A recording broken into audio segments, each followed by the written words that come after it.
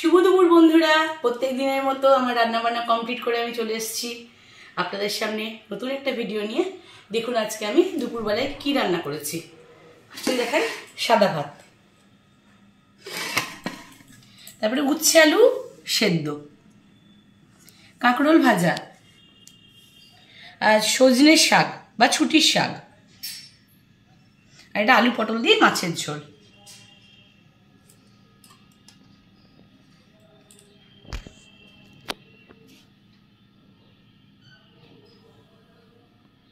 কেমন হয়েছে আমার রান্নাগুলো অবশ্যই কমেন্ট করে জানাবেন।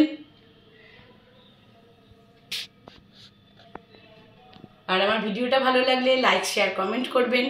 আর আমার ইউটিউব চ্যানেল থেকে দেখলে একটা সাবস্ক্রাইব করে দেবেন বন্ধুরা। আপনারা অনেকেই ভিডিও দেখছেন ইউটিউবে গিয়ে, ভালো ভালো কমেন্ট করছেন, ভীষণ ভালো লাগছে। আপনারা কমেন্ট করলে ইচ্ছে করে আরও সুন্দর সুন্দর ভিডিও প্রেজেন্ট করতে আপনাদের সামনে। তো আজকের মতো বন্ধুরা টাটা, ভালো থাকবেন আপনারা।